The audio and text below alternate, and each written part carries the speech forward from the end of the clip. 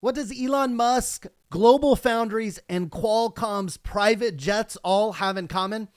Well, they were all in Florida at a Mar-a-Lago location discussing a buyout of none other than Intel. We'll talk about that news. We'll talk about how we somewhat telegraphed this here on the show. You should be in Intel shares if you tune into this program, and you should have saw your shares rise by over 14% over the past week. We have big news out of Taiwan Semiconductor as they reported their earnings. What those earnings mean not only for Nvidia, Broadcom, but the broader semiconductor industry, we'll have to talk about that. There was also some major news as it relates to Nvidia. In fact, it would have been the lead story if it wasn't for Elon Musk, Global Foundries, and Qualcomm all discussing a buyout of Intel. And that is the fact that you have the two giant software providers, Google and Microsoft, rolling out AI features to its users in a big way, and what that means for Nvidia going forward. And then finally, we'll look at a couple of these stocks technically, including Intel,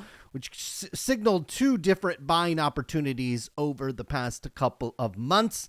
And if you took them, I think you're probably going to be doing pretty well. What is going on, investors? Hopefully, you guys are doing well out there. It is this semiconductor show here on Equity Empire. Every weekend, we recap all the major news of the semiconductor industry. And the big news of the week is the fact that you have Elon Musk, Global Foundries, and Qualcomm all touching down in Mar-a-Lago, Florida, discussing a buyout of Intel. This is all confirmed also by the website Semi-Accurate, indicating that they have internal sources saying that Intel is absolutely an acquisition target. And probably the thing that makes the most sense is actually a breakup of this company. What we've talked about numerous times here on the channel as it relates to Intel is they are trying to do too many things and try to be too many things to the semiconductor industry. They have an Altera business, which they bought and is probably valued at $16-17 billion. Currently, you've just got a $90 billion valuation on this one. Now, Intel does have a mountain of debt sitting on their balance sheet, so you have to factor that in. They're also trying to become a foundry, a leading foundry, competing against the likes of Taiwan Semiconductor. That is more or less laughable. If you look at the results of Taiwan Semiconductor, there's nobody in the league of this company, but Global Foundries would love to pick up the foundry business over at Intel. Qualcomm would love to come in and pick up pieces of the business, maybe Altera, maybe even the entire x86 design business over at Intel. Now, the company also has a large stake, I believe, still in Mobileye. That's probably worth some bucks. And so Intel being pieced out, I think you can do the math. It could probably be worth a lot more than its current market cap of $92 billion. Add all on top of that the company put two CEOs in place several months ago after they fired Pat Gelsinger, and both of these CEOs have more of a finance background rather than a engineering and semiconductor background. This all led me to recommend to all of you multiple times to be buying Intel shares. You might as well take a shot at this if you're paying attention to the semiconductor industry. If you want to make money on the semiconductor industry, these opportunities only present themselves at a small window. And that window started in January 4th when I recommended buying Intel stock. I came back a couple of days later on January 7th and was even more explicit. You need to buy Intel stock. In fact, you are a smart investor if you're buying it. And I also cut the clip out of this original video and put it as a short. And I have hundreds of comments on these videos, many of them saying that they won't touch Intel. Well, those of you that did, you were up 14% just this week alone. I am seeing in the after hours are up another 3%. So the follow through with Intel will probably be strong. How Elon Musk is involved with this, I am not exactly sure. Maybe he's brokering the deal. Maybe he's involved in the deal. Maybe he wants some of Intel's assets. I'm not sure, but we do know Qualcomm's interest was expressed several weeks ago when Intel made its initial drop after reporting pretty disastrous earnings. Shares got down here to about $18, $19 per share, and there were rumors that Qualcomm was definitely interested in pieces of Intel's business. Intel stock very quickly rallied all the way up to about $26 per share before retesting this area down here at $18, $19. That triggered my foray of videos, and now we have confirmation that three companies are sitting down discussing a buyout of Intel. How this will unfold is anyone's guess. But with these buyout offers, it does two things to your investment. Number one is it does cap the downside to a certain degree. If there's companies poking around at Intel, well, the price gets lower and lower. It's like maybe a pair of sneakers at the store or something that you've had your eye on. The more it goes on sale, the more likely you will go to the store and buy it. Same thing with Intel. So it protects you to the downside a little bit. What a buyout does, though, it does cap your upside. It caps it to the upside of what these companies are willing to pay, because we're not fundamentally bullish on Intel from a product side, from a financial side, from a competition side with AMD, Nvidia, and others in the marketplace. We're not bullish to the upside like we are with Nvidia, which we'll talk about here in a moment, and Taiwan Semiconductor. So it does cap your upside a little bit. It also forces a sale or forces you into maybe acquiring Qualcomm stocks. Sometimes the way these acquisitions go is the company gets cash, sometimes they get stock, and sometimes that's distributed to you. All of that has tax consequences as well. That is why when these opportunities present yourself, you have to move. And over 25 years of investing, I have been a part of these types of trades and I have watched them go. And Intel really painted the picture of when you retested that area at 1819. Also, just broad picture, you have President Trump coming back into the White House, and it is the belief of most people that he'll have a slightly lighter touch on the regulatory stance, allow companies to do mergers and acquisitions. Intel getting broken up probably wasn't possible under the Biden administration. It's not a criticism, but that's just the reality of the situation. Now with President Trump and also with Elon Musk on board, essentially negotiating a deal in Mar-a-Lago, maybe even with President Trump at the table, as Intel and a lot of these semiconductor companies rely on subsidies from the United States government. Well, this is a big deal, and you have to get in early. So when we alert you on these types of things, there is very good reason. There's over 25 years of experience of seeing these types of things. And Intel also, from a technical perspective, when it hit this $18, $19, it just screamed like, buy me here, because there is support for the shares. See what happens with Intel going forward. But according to Semi-Accurate and many other reports, also Semi-Analysis, this is Dylan Patel, two very credible websites that have their finger on the pulse, also have insiders inside of all these companies kind of feeding them information, both Semi-Accurate and Semi-Analysis. Very worthy sources here. And if you're in Intel, it's probably going to be a ride higher in the coming weeks ahead, and we'll see how high we can go from a bidding standpoint. Now, Taiwan Semiconductor reported their earnings late last week, and look, it comes on the back of a year where Taiwan Semiconductor shares are up over 100%. Now, even year to date, you're up 7%, but over the past 5 years, you're up 261%. And so it has many investors wondering if the good times can continue to roll. Because if the good times continue to roll over at Taiwan Semiconductor, well, that means the good times will continue to roll over at Nvidia, Broadcom, AMD, and probably some others. Now, sent out a newsletter earlier this week after TSM reported their earnings. This was probably our most viewed newsletter. So, if you're subscribed to the newsletter, I really appreciate it.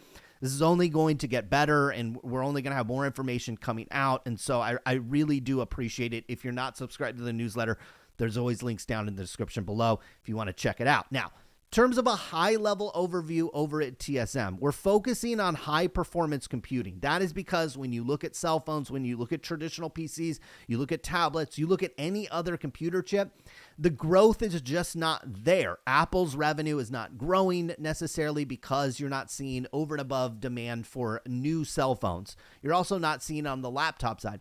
That's why you have to be maybe somewhat cautious on like an AMD, certainly like an Intel if there wasn't these buyout rumors, but also something like Apple where you have these consumer-facing devices that are just not getting in demand. That is because you have consumers like me and you out there. We're going to the grocery store and gas is eggs are $12, gas is $5 here in California. All of our expenses has risen, and so when we look at the new Apple iPhone and it's $1,200 and our existing phone still works, well, we're not pulling the trigger. And they're doing the same thing on laptops and PCs and those types of things. But where you're not seeing that discretion when it comes to purchases is in high performance computing. That is because Google, Microsoft, Amazon, Meta, these companies have billions of dollars. And the only thing that they've spent their money on over the past several years is really buying back the stock. They haven't been able to go out and do acquisitions, mainly because you had a tight regulatory environment dating back to Trump with big tech, carried over into Biden, and probably going to carry over into the new Trump administration. He's going to be looser from a regulatory perspective, except on big tech in some ways. And so what are they going to spend their money on? High-performance computing chips made by Nvidia and Broadcom. And you notice quarter over quarter, just month over month, you were up 19% over at TSM on high-performance computing and up 58% year over year. And here's a key quote from the conference call. Read through the conference call over at Taiwan Semiconductor, and here's the key sentence of the whole thing. They were asked essentially a question about Nvidia demand. There were some rumors going on X and Twitter and probably YouTube and people wondering about the demand over at Nvidia.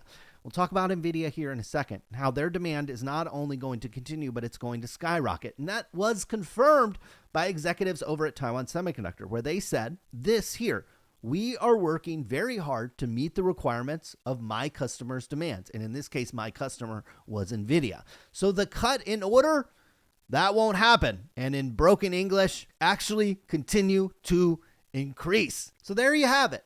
You not only have high demand from Nvidia, there is no cut in demand from Nvidia. In fact, the orders are accelerating. And when you look at all of the things surrounding Nvidia, it all makes sense. Based on what I just talked about with the mega cap tech companies, basically have nothing else to spend their money on.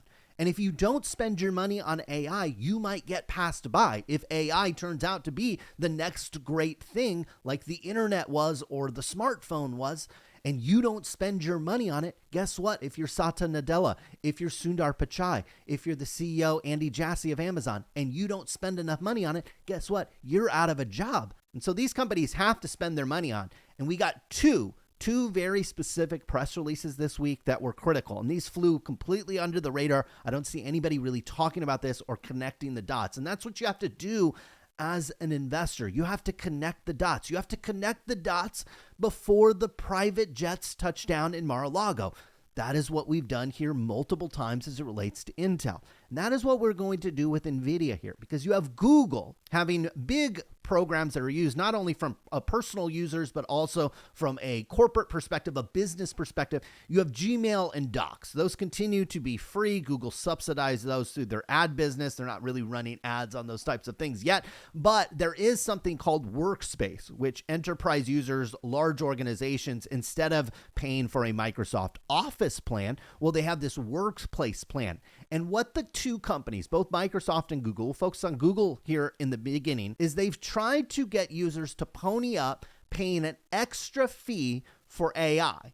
And they've tried to do this over the past year. And what they found was they were not able to get users to pay an extra $20 per month in the case of Google with Workspace and a Gemini business plan.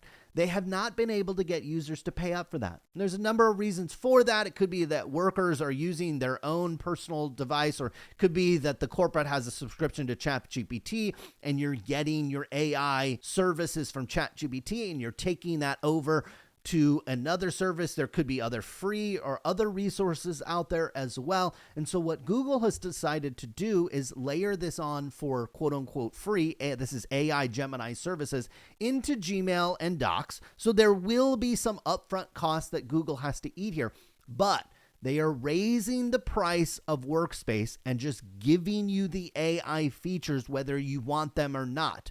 Roughly $2 more per month. They're going to give you these features. What is that going to do? Talk about that here in a moment. But the funny thing is, and the ironic thing is, Microsoft is doing the exact same thing. Microsoft rolled out Microsoft Copilot, not only to business, but more recently, they're rolling it out to what's called 365 family. You and I, we might not have a corporation, but we've got a Microsoft subscription and we pay a monthly basis for access to the software. What they tried to do was very similar to Google. They tried to get users on the business side to pay an extra $20 per month in order to get access to Copilot and AI features. And what they found was nobody was willing to pay $20 extra. So what are they going to do? They are going to give you access to the AI, and they are going to raise the price for the first time in 12 years, an increase of $3 per month. You're also seeing this on the corporate side as well over at Microsoft. And so what is this going to do? Not only for these companies, but also for Nvidia. What this is going to do is to continue to expand the access and expand the demand for AI services. If AI services you had to pay $20 per month are now all of a sudden going to be free or an additional add-on to Workspace, guess what? Google has to continue to scale up their compute power. And if these services get more popular on Gmail, people realize, oh, the AI can respond to emails for me. Docs can write the essay for me. Well, more and more people are going to use AI. And so as more and more people use AI, guess what these companies have to buy? Not necessarily in the case of Google, but Nvidia chips and Broadcom chips in particular will get more and more in demand. Same thing with Microsoft. As they roll this out to 365 family, people that didn't know anything about AI or didn't use it in the past, didn't feel like paying $20, well, now all of a sudden they're given that feature and they will start to use it. And over time, more and more people will have to use this, and in demand for AI chips will continue to increase. This matches up exactly with what TSM said on their conference call, that there is no such thing as a cut in order. In fact, the order actually only continues to increase. Speaking of increase, we're seeing an increase in price in the SOXX ETF. Now, I want to remind you something on the SOXX ETF technically. I have a purple line here. This is actually the longer term trend dating back to 2008. And so we are expecting a retest of this purple line. We are expecting at some point the SOXX ETF to come back and touch this purple line. Just natural thing that happens in markets. You retest what is a historical average. Now, if it does it in the short term, it's ugly. I mean, we go from 220 down to 150. You want to flatten this out a little bit, 170. But what it could be more likely is you chop around and you eventually come back and touch these areas. So just because you're overextended above a natural trend line doesn't mean you come down sharply, although that has happened numerous times. In fact, that is often what happens with the SOXX ETF. Not projecting that. In fact, what is also possible, and based on the fundamental data that we're looking at, what is more possible is you come back up here, you make a new higher high, back up close to 300, and then you make the retreat. The SMH ETF, slightly different position, has a different concentration of stocks. It's more concentrated around Nvidia, TSM, and Broadcom. All of those charts just looking absolutely fantastic.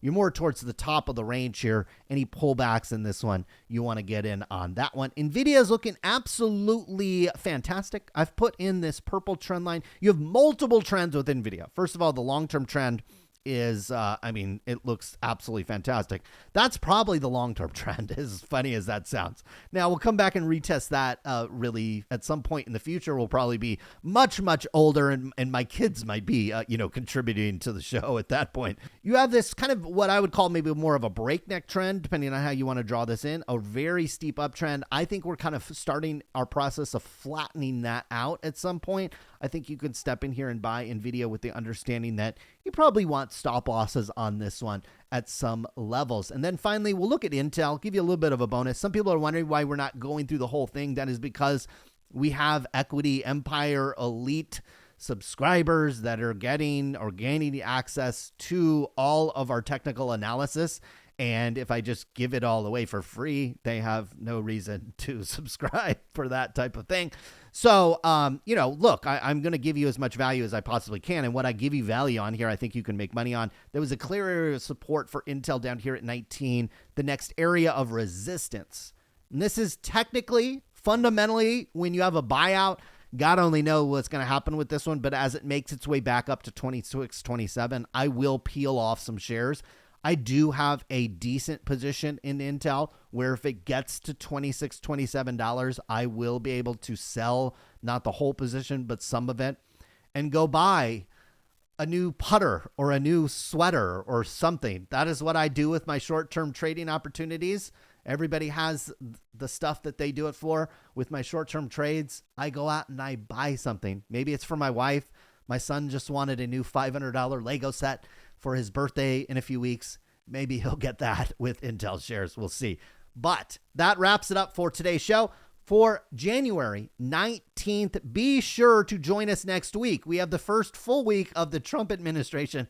And if it's anything like I anticipate, it is going to have a lot of news-making events, probably more news-making events in the first week of Trump than the last year of President Biden. So buckle up. It should be a fun one. There should be some semiconductor news, and we'll be back next week to cover it for you all here on the channel. Thanks for all of you that are subscribers to the newsletter. We appreciate your support, and we'll see you again soon. Good luck with your investments.